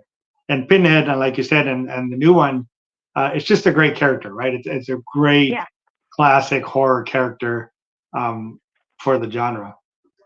Number one, you and I both again agreed, and we both went with Scream, which was back in 1996.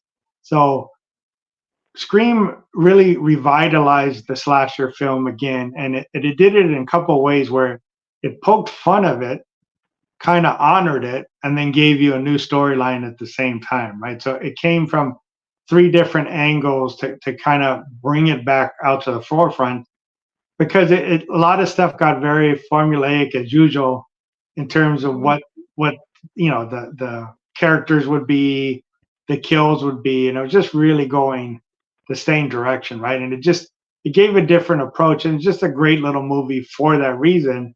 And because it really kind of did revitalize the slasher film, I definitely put that at number one in the genre. Absolutely, and I think the first, I guess technically it's the first two kills, but it's like the Drew Barrymore character. That is probably one of the best opening sequences of a scary movie I've ever seen, because it's just, you know, you're at home, it's supposed to be safe, and you think somebody's messing around, and then your entire evening goes to shit so spectacularly. And like, salvation's right there, but your parents you know, like, it's just one of the most horrifying openers ever, and it's perfect. Yep. And it really brings back the suburbs, right? It brings back what Halloween gave you, is you're not safe, right? You always thought you were safe when you got back to that part of with the family houses and everything, but it's not, right? All these took that away. That's not there anymore. Yeah. right? You knew you were kind of screwed in the middle of the countryside in a cabin with nobody around you. You knew anything was coming. But in the suburbs, you thought you were Expect okay. it. You expect it. Yeah. And then, so we'll recount the number 5 for slashers, which was we split on number 5. I had Child's Play, you had Malignant. Number 4, we split. I had Halloween, you had Devil's Rejects. Number 3, we both had Texas Chainsaw Massacre. Number 2, we both agreed on Hellraiser. And number 1, we both agreed on Scream. And the last category we're going to go over, and we actually had a bunch of splits on here, probably because we both haven't seen all the movies that we were both talking about, is for exorcism movies, right? And it's a genre that I've always enjoyed. I absolutely love the exorcism genre, and there's always so many different directions you can go in that genre, right? So number 5, you have A Haunting in Connecticut, which was back in 2009. I have The Day of Our Lord, which was in 2020. Day of Our Lord is actually, I believe, from Mexico. It's in Spanish, but it's a great little exorcism movie. As usually, there's a retired priest that's haunted by his own sins, right? He's like, I can't do that no more. I've been a little crazy for a while. And his best friend tells him that he thinks his daughter's possessed and he needs his help, right? So he goes over there. They start going through some tests. He finally just says, yeah, she is possessed. And he has some unusual methods, which is mostly torture, which a lot of times is just beating the crap out of this girl to get the demon to come out, right? But it's just a great approach at how they do it and how he comes at it, right? As an exorcism, it's different than the usual ones you see. And he fails at one point and finally, wins, has it, gets the demon out. And at the end of the movie, because I think there was supposed to be a second one, this was in 2020, but I haven't found it. At the end of the movie, he's on the phone and he's apparently talking to a nun who you think is from the church and telling him, yeah, I got rid of it. And, just kind of recounting what happened. And then they kind of pan down and the phone is unplugged. It's not plugged in the wall. So you're like, well, who is he talking to? And then the movie ends where this like crazy looking nun, not like the one from the nun, but something similar like that, kind of like speeds towards his face, right? And that's where it cuts off. And it's set up like there's supposed to be a second one, but I've never found it. But it's a great little movie. It's just a different approach of, just beating the crap out of the body to get the demon out, which, probably is not that effective, I would think, but maybe it has been in his experience. You're evicting him from the house. Yeah, but you should, if you get a chance, you should watch that. It is a great little movie the way they did it. It's on Netflix as well. Okay, cool. And then you had A Haunting in Connecticut, which was 2009, and I hadn't seen it yet, but I was reading it and I was kind of laughing as I was reading the storyline, which is a family moves to a new home because their son has health problems, and I guess this area or whatever is better for his health. But the house is a remodeled funeral parlor, and the son of the original owner was a medium clairvoyant and used to, bring demons over from the other side to talk to her or whatever. So house has a lot of issues, right? It's a lot of upkeep you got to kind of take care of in this house. So why don't you give a little bit more about that storyline and kind of what happens in the story? Yeah, so the couple, they move. I think it's because like his doctors or something are in Connecticut. And they start, kind of experiencing these strange things, more so their son. And they kind of find some like, creepy medical implements in the basement part of the funeral parlor. And the thing I think that people don't realize about this movie, it's only PG-13. So it's not really like terribly graphic or anything like that. But whenever they start talking about how the person that owned the funeral home used to be a medium, then you learn that there are like facilitators, I guess would be the word for it. Whereas like you have somebody with a little bit more psychic energy that you can kind of contain there. It'll like strengthen the seances and things. And what they end up finding out in this house is the medium has like walled off spirits, like there's like bodies and stuff in the walls that are help kind of like boasting the seances and whatnot. So there's just a bunch of dead bodies everywhere. Yeah, I mean that's probably worse than finding termites or bad foundation in the home, I would assume. It really kills the resale value too of a home. Who do you call for that? I found a head in my wall. Multiple. I got multiple. I don't know, but yeah. When I was reading it, I was kind of laughing at the start. I go, "This is a great little story." That they kind of went around, especially with the fact that they're bringing in these spirits, evil spirits, and just kind of hanging out there. Right? That's like their cheers that they go to all the time. No, it's just this poor family's home that they're just kind of hanging out in. Everyone knows your name. I guess there's a second one, but I haven't seen that one yet. Yeah, I need to check that out. I was looking again at some of the clips, and it looked pretty good, so I got to watch that. Both of us agreed on number 4, and again, this is thanks to you because you told me to watch it, and that's Veronica. Absolutely loved it. My wife and I both loved it. Love the approach of it, right? It's a little different. It's taking the Ouija board into the account, these teenage girls that I'm assuming it's a Catholic school. It's like a religious school. They use it. She wants to talk to her dad that's passed away. And she kind of passes out. She thinks she brought her dad back, but it's definitely something else. And throughout the movie, she's trying to protect her sibling, right? And then you find out that really she was not really trying to protect them. It was really her that's doing all the craziness. So she's really trying to protect it from her, right?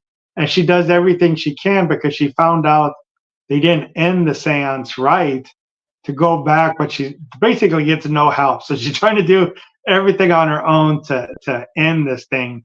And it's just the scenes, the way it's set up, some of the visuals is a great job. And the girl does a great job with the character. I mean, it's really well acted. And love the movie. I love the whole approach of the movie. There was a lot of like foreboding too, it just like ramps up the tension and like nothing really awful, I guess, happens, until towards the end. But like the whole time you're on edge. You're like, oh God, what's it gonna be? And then because they live in that like little apartment too, and and their mom works all night because she runs like a cafe or like a diner thing, so they're always home alone. So she's the oldest, so she's taking care of them, and she's basically, you feel sorry because she's trying everything she can to protect her siblings because she really feels there's this demon coming after her because that's what you see. And then to find out really it was her because she was possessed by whatever she brought over. But great story. I mean, I really love the way they put it. I believe that was from Spain. I think so, yeah. The Spaniards, they know what's going on, man. Yep. They definitely know their ham, they know their tapas, and they know horror and exorcisms. Number 3, again, we went 2 different directions. You went Stigmata, which I did see, and I did love Stigmata. Stigmata, for those that don't understand, is usually it's the appearance of some of the wounds and stuff that Jesus apparently had, which is the nails through the hands. So usually wounds would appear there. The whip marks on the back, different things like that is usually what they call stigmata, that apparently they're saying that some people have experienced and had those happen to them. That's kind of where this movie takes itself. And it starts off basically where the possession is transferred from an artifact, right? Her mom, I guess, is never home. She's always traveling. She buys a cross at like a little, I guess, farmer's market in the middle of nowhere. Yeah. But the cross was actually taken off of a priest that was killed, I guess, during an exorcism or stuff. But he was possessed at the time, and that cross carried it. So when they moved it, she took it. Basically, she took on the spirit, and the movie follows that. You have Gabriel Byrne, who's a great actor. He plays the priest that's trying to figure out what's going on and help her, because they all feel it's like a cry wolf kind of thing, that they're not really sure what's going on with her. And it is a great little movie. Do you want to talk a little bit more about that one?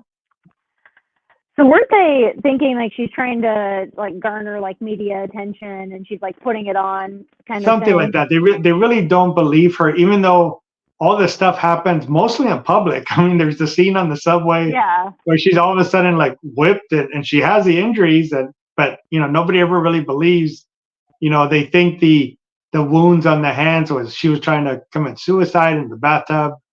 But I've never heard of the version where you put a hole in your hand for that. It's not the most effective way to do it. So no, I don't think it would work very well. It's a movie that freaks me out quite a bit. My grandfather's brother is actually a priest, was a priest. And so, they were very Catholic, obviously, and they would both just tell me like the creepiest stories. So like when I saw Stigmata, it really messed me up. Because in the movie, she's not like particularly religious or anything like that either. Yeah. Which that's kind of frightening in itself, because like most of the time in movies where you're getting possessed or things like that, it's because you're close to that. You're a priest or you're a nun or you're doing stuff, dabbling in places you're not supposed to, and she just or you were heavy into it and you lost it, right? You came away from it, so you opened yourself up to it, or whatever the storyline is. Yeah, and it's very from what I remember too, it's very stylistic, because they use a lot of imagery as they're showing some of the parts of the stigmata when they're happening. There's a lot of images that if you did like a freeze frame, it would be like a photograph or a painting or something. So they really carried that stylized approach through it as they did the story. It is a great little movie. Like I said, Gabriel is a great actor, so he really carries his part very well on that side. I went a different way. I don't know if you ever saw this, but I watched one called The Devil Inside. And basically, The Devil Inside is this lady's mother, had an exorcism because they believed she was possessed. They didn't seem for it to work because she was still kind of crazy after. So she's basically put in a mental ward, right? Because she's killed some people and she's just flat out nuts. She's put in a mental ward. She's way in the back by herself in her own little room. And the daughter's constantly trying to visit her. The mother doesn't know who she is, doesn't recognize her, is always drawing weird things and speaking, just saying weird sayings. So she wants to try to figure out what happened to my mom, right? So she starts following these two priests that do unauthorized exorcisms. And in the movie, she's following along the way with them as they're doing these exorcisms to learn, okay, what happens during these things? What actually is going on, to try to see maybe if there's something she can figure out with her mom. And as you go through that, there's some scenes in one of the exorcisms that clearly is not fake, right? And some stuff goes down in this one that actually causes the one priest to kill himself because some stuff happens, right? She goes back to see the mom again because she's starting to realize that this thing is not fake. And the mom goes off on her and starts telling her all this weird stuff and tries to choke her. And again, she gets taken out of there and she realizes something's wrong, right? She finally gets the other priest to go back to the mental ward.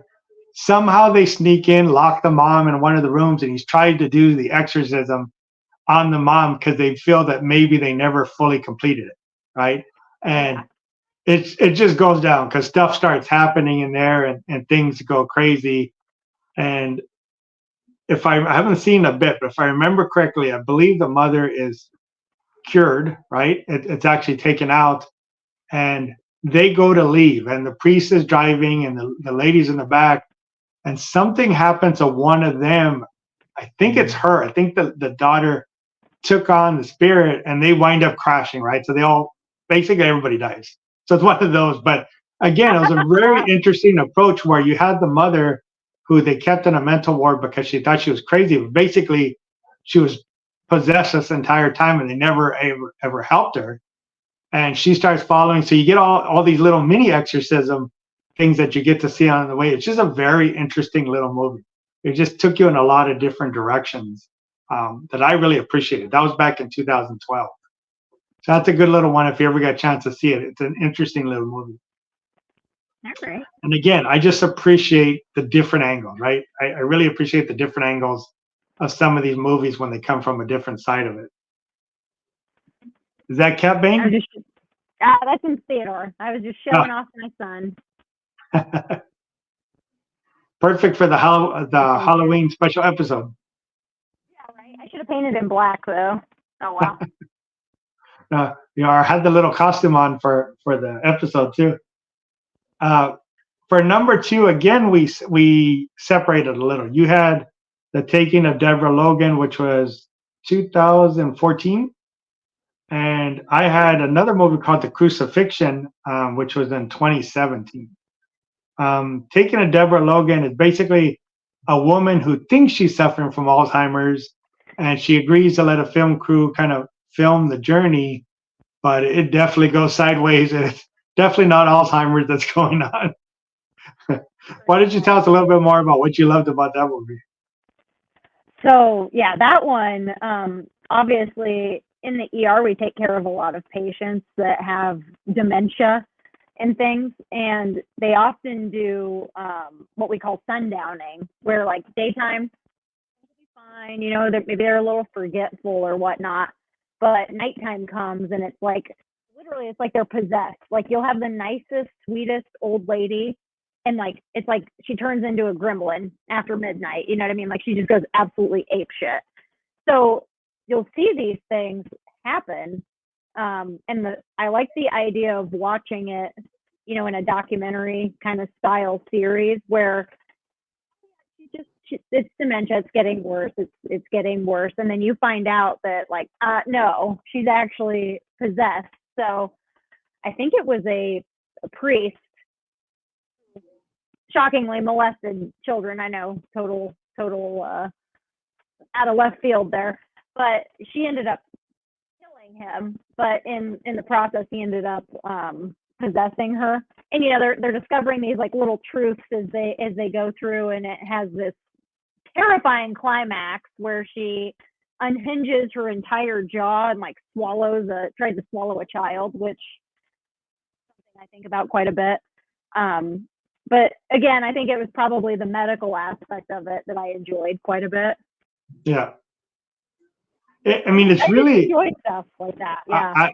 I enjoy it too. Like I said, I really enjoy when they take it that side, because it's a whole new avenue, and there's sometimes explanations for some of the stuff, even though that's not really what's going on. But it really gives you a good direction where you say, well, that could be this, but no, they're actually possessed. But this did make sense at the moment. Yeah. Right. It's a great direction when you do that. When you do bring the medical side of it into it, I enjoy it. I completely enjoy it. I probably know way too many terms, even though I've never studied any of it. I've always enjoyed. They don't do it anymore, unfortunately, I would say. But when I was much younger, I don't remember what channel it was. They used to have filmed surgeries. So I saw, like actual knee, and it was the whole surgery. So you can see an actual knee surgery, how it was done. There was a surgery on the skull where they pulled the face down to show you how they were cut. I was like, for me, I loved it, right? I don't get squeamish any of that stuff, but I love the medical aspect of it. So I probably know more than normal, even though I don't really have the back end of it. But I know a lot of the terms and I know what they're talking about. So I appreciate when they do go that direction. I just love that aspect of it. Crucifixion, the one I'm talking about, is another good little crazy story. It's a story of a young reporter who works for her uncle's newspaper, right? And she's like, give me something. I'm tired of doing these little, whatever, the cat festival or the little pumpkin festival, all these little events. She's like, give me something to do. And he gets a call about a nun that was killed during an exorcism. So she's like, let me have it. Let me do it. Right. So he finally agrees. He goes, okay, you go down there. You check it out. Just check in with me. I want to make sure you're okay. So she goes down and she's trying to follow up on what happened to this nun, right? This nun was it was a younger girl that was in part of this like convent. And she was like the last one you would think anything would happen because she was like, I guess the nunniest of the nuns. I don't know what the word would be, but she was the one that was very, very dedicated to the prayers and everything you would do. So they're like, how would this be the one that has it, right? So she starts going into investigating, and she finds out that it happened when the priest, who was very close to this lady, dies. He actually commits suicide and jumps off the top of the church. She was the first one to go meet him and like hugged him as he was dying. Well, apparently, like Stigmata, he was possessed and he knew he couldn't let anybody take it. So he felt, if I kill myself, yes, I don't go to heaven, but I also don't let anybody get this spirit. Well, what happened is she came on and hugged him just before he passed. So the spirit is able to transfer into her, right? So it's slowly on the way, and there's a lot of scenes about what's going on with her, where her friend is like, the hell's wrong with her, right? Something's going on. And it gets to the point where they go to do the exorcism. Well, as in most of the main stories that you hear, the actual true stories, the priests and the nuns that were involved with it are arrested and put in prison because this lady dies, right? So they're like accused of, going overboard and doing stuff they didn't need to. And he's telling her, no, she was possessed. We couldn't do it. It was like a 3-long-day event to try to do it. And they just couldn't do it, right? And she finally like died of, I guess, the trauma and the injuries and everything they went through. So she's going through and investigating this, and she starts noticing things happening because she's not very religious, right? And there's a little boy that's always following her, and she's kind of afraid of this little boy, like, what's the deal with this boy? Because there's a lot of stuff happening. Well, the little boy was actually originally possessed, and that priest cleared him. I don't know what the word is. Gave him his clean bill of health, whatever that is. But he was able to sense that the spirit was following her, right? So he's trying to warn her, but he's nonverbal, right? So he's following her because he's trying to tell her, they're coming for you. And this whole movie, she's constantly experiencing things in her hotel room and different stuff. And again, it's a great little movie until you get to the end where the spirit full on, takes her. And the one priest that was kind of like helping her has to go on and try to save her. And again, great little story, right? Completely different direction from some of the other ones. But it's just, as you watch her go through the investigation, kind of like you're watching a crime thriller, but you have, demons on the backside, and you're just following it as it goes to see what happens. I loved it. I thought it was a great little movie. It came on TV not too long ago. I wound up watching it again. I just thought it was a great little movie. So what you're saying is, don't pick that little kid as your partner in charades, because it's not going to go well. No. Well, he may be able to sign it very, very well, but he can never tell you if you got it. But it's a really good movie with all the different things you see happening to her as it goes. It's another one I think you would love. That one, and actually the 3, The Day of Our Lord, Devil Inside, and Crucifixion. I think you would love all 3 if you check them out. I think they're all on Netflix too, so I think that's where I saw all of them. And then for number 1, we both definitely agreed. You go with the original, you go with the classic, The Exorcist, right? 1973. Really the one that started it all in terms of this genre, going forward.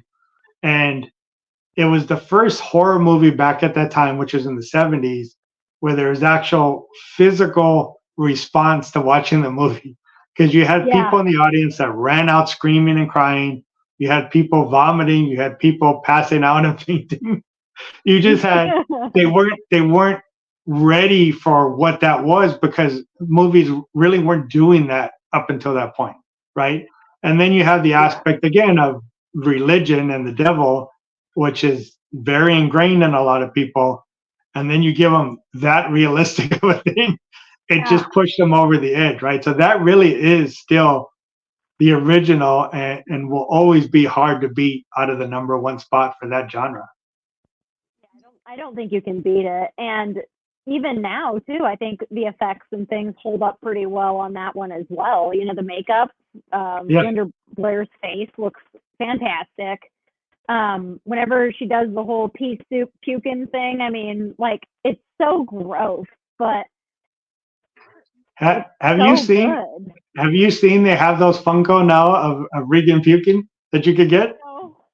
They sell those. There's a Funko now of Regan puking. It has this little green streak that comes out, which I thought was the weirdest thing. I kind of enjoyed that I saw it, but I thought it was the weirdest one. Somebody said, you know, hey, what? I got an idea. Let's come up with a puking Regan doll for a Funko. I think that will sell great, and it probably does.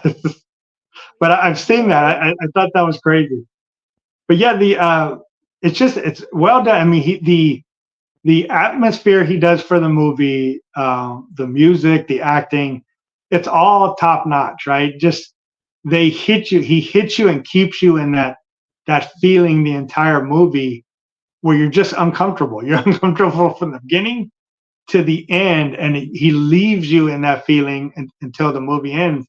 It's just well done. That shows you, again, I love horror, and there's a lot of horror movies that are really bad, but I love the bad ones too, because even when they're super campy and dumb, they're a lot of fun. But this shows you when you really do a well-made, what comes across, right? Because you're actually in that feeling. You're in that moment, that entire movie that you're watching that.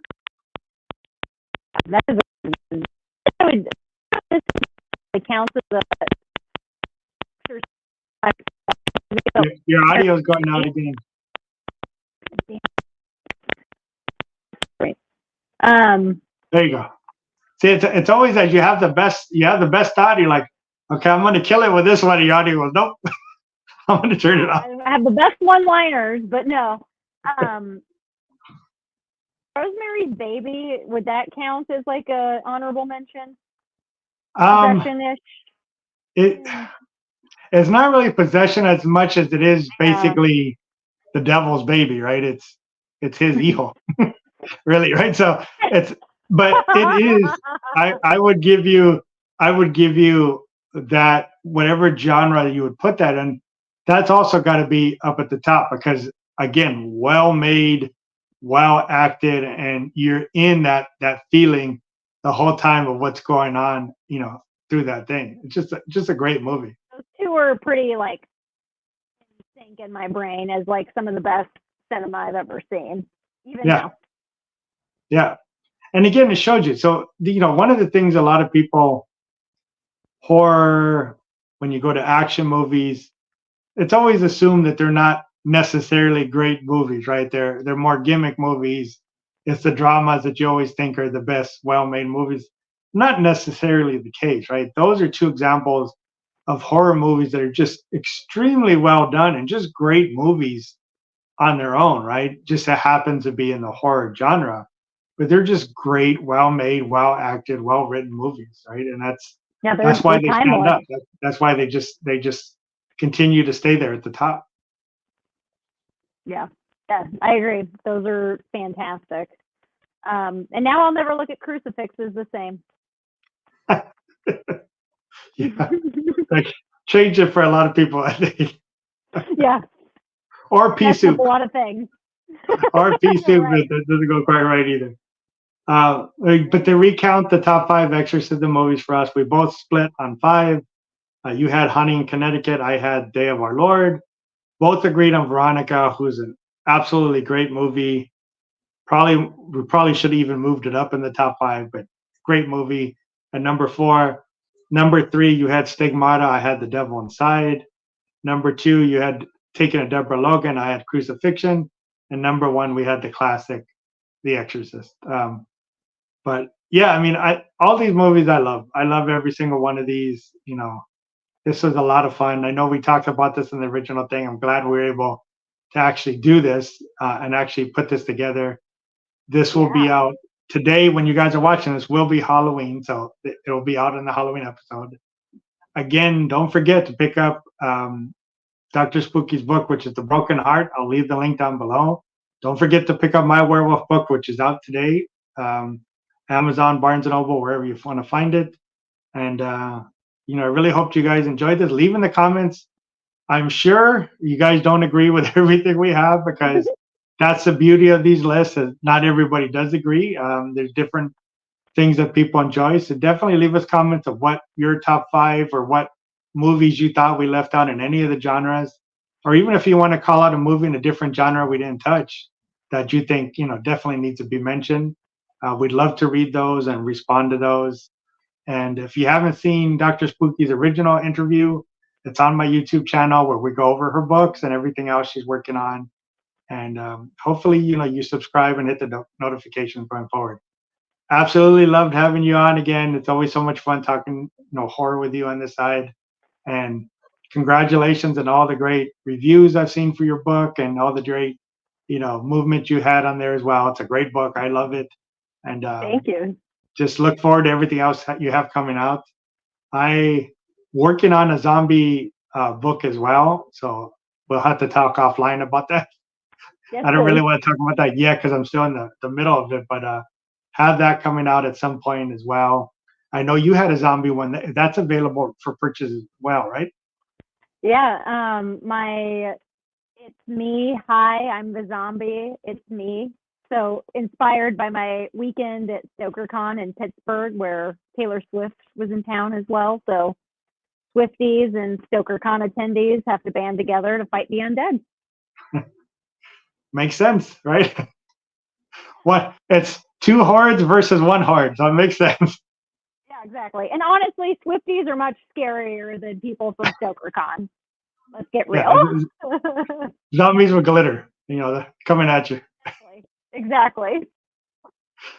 But I'll leave the link down for that one below as well. And again, love having you on here. Always a lot of fun when we do these. And hopefully when you have something else coming out in the future, I'll have you on again and we can go over the stuff. I would love that. Thank you for having me. No problem. Thank you, viewers, for watching, and goodbye. Happy Halloween.